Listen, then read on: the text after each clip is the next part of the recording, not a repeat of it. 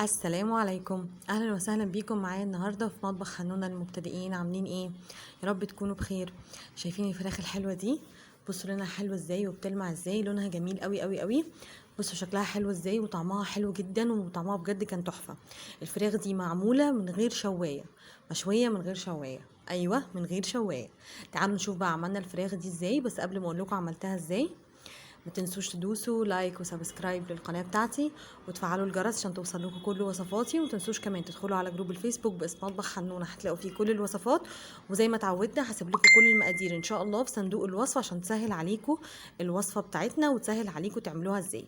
يلا بينا نشوف عملنا وصفتنا البسيطة والجميلة دي ازاي. يلا بينا نقول بسم الله الرحمن الرحيم ونشوف مقادير وصفتنا النهارده ايه. انا هنا عندي فرخه انا مقطعاها على 8 عشان هي كبيره شويه، لو انت حابه تقطعيها على 4 مفيش مشكله، حسب الرغبه بتاعتك، ما فيهاش اي مشاكل. الفرخه دي مغسوله كويس جدا بالملح وبالدقيق ومتبلاها بكل التوابل اللي انا هقول لكم عليها دي، اللي احنا اصلا هنشويها بيها. تمام، يبقى انا عندي الفرخه مقطعه على 8. عندي زيت،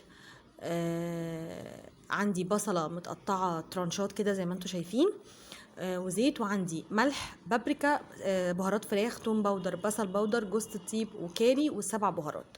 دول البهارات بتاعتي، حاطه منها ربع معلقه على الفراخ كلها. تمام. وعندي معلقه كاتشب كبيره، ومعلقه دبس رمان صغيره، ومعلقه صوص باربيكيو صغيره. صوص الباربيكيو ده ممكن تستبدلوه بمستردة او تلغوه خالص، مفيش مشكله، تكتفوا بالكاتشب مفيهاش اي مشكله. تعالوا نشوف بقى هنعمل الفراخ دي ازاي. انا هنا عندي في حله على النار او في وok كده عاليه، حطيت معلقه زيت كبيره وسبتها تسخن كويس جدا، ونزلت عليها بالفراخ. واهم حاجه لازم تدي الفراخ شوك صدمه وبشوك جامده قوي علشان ما تنزلش ميه زي ما انتم شايفين كده. وبفضل اقلب فيها لغايه لما توصل للون بني ذهبي حلو كده، لا هو غامق قوي ولا هو فاتح قوي. زي ما انتم شايفين بفضل اقلب فيها كده لغايه لما توصل للون هوريهولكوا شكله ازاي. تبدا تدخل في السوا معايا. تمام. اهم حاجه ان انت تسخني الزيت كويس جدا، وتسخني الحله بتاعتك او الوok العاليه اللي انت هتعملي فيها كويس جدا عشان الفراخ ما تنزلش ميه. دي اهم نقطه في شوي الفراخ في الحله، من غير شوايه ومن غير بخار ومن غير اي دخان. هنا بقى بصوا الفراخ عندي وصل لونها عامل ازاي، هو ده اللون اللي انا عايزه اوصل ليه الفراخ. شايفين؟ بفضل اقلب فيها وما بسيبهاش خالص وما بسيبهاش واطلع من المطبخ، بفضل اقلب فيها واديها واقلبها على كل الجوانب لغايه لما توصل كلها تبقى زي اللون ده. شايفين؟ ايوه بالطريقه دي كده. بفضل اقلب فيها كده لغايه لما تبقى كلها لونها بني ذهبي، والحته اللي توصل للون اللي انا عايزاه اقوم مطلعاها. تمام. وزي ما قلت لكم تقدروا تقطعوا الفرخه على 8 او تخلوها زي ما هي على 4، مفيش اي مشكله. طلعت الفراخ كلها بتاعتي، وفي نفس الوok او الحله اللي انا عامله فيها هحط معلقه بس زيت كمان، وهنزل عليها بالبصل بتاعي اللي انا مقطعاه دواير زي ما انتم شايفين كده، واديله تقليبه كده مع الزيت. وبعدين هنزل بالتوابل بتاعتي كلها زي ما انتم شايفين. ايوه. واديها تقليبه. مش قادره اقول لكم بقى، هنا الريحه كانت حلوه جدا وريحه التوابل حلوه قوي. ونزلت بعد كده بمعلقه الكاتشب ومعلقه صوص الباربيكيو، وبعدين معلقه دبس الرمان.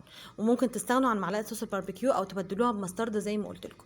وبعدين حطيت كوبايه ميه مغليه على الكلام اللي انا عملته ده كله زي ما انتم شايفين. معلش هنا البخار ايه بتاع السخونيه طلع على الكاميرا شويه. وهنزل بعديها في الفراخ وهديها غلوه لمده 10 دقايق على نار عاليه، وبعدين هوطي عليها وافضل اقلب فيها كده لغايه لما تشرب الصوص ده وتستوي وتتشوى بالصوص ده. شايفين شكلها؟ بس كده لمده 10 دقايق هغطيها على نار عاليه، وبعدين هوطي عليها وافضل اقلب فيها برده، مش هسيبها، افضل اقلب فيها لغايه لما تتشوي خالص وتبقى الفراخ عندي بالشكل دوت. انا هنا مقدماها مع مكرونه بيضه زي ما انتم شايفين، بجد شكلها حلو جدا وطعمها حلو جدا جدا وسواها رائع. خدت تقريبا ساعه مني. بصوا شكله السوا بتاعها عامل ازاي. شايفين من جوه حلوه ازاي؟ وطريه قوي ودايبه جدا. بصوا لما بقطعها بالسكينه هنا بجد فعلا طعمها حلو قوي، وما عملتليش اي دخان، ما عملتليش اي ريحه شوي في البيت. بجد كانت حاجه حلوه جدا وكان طعمها رهيب. دي كانت وصفتي ليكوا للنهارده. يا رب اكون قدرت اديكوا وصفه جديده وقدرت افيدكوا. لو الوصفه عجبتكم ما تنسوش تدوسوا لايك وسبسكرايب للقناه بتاعتي وتفعلوا الجرس عشان توصلكوا كل وصفاتي. ما تنسوش كمان تدخلوا على جروب الفيسبوك باسم مطبخ حنونه، هتلاقوا فيه كل الوصفات. وان شاء الله اقابلكم في وصفه تانية وبالهنا والشفا. مع السلامه.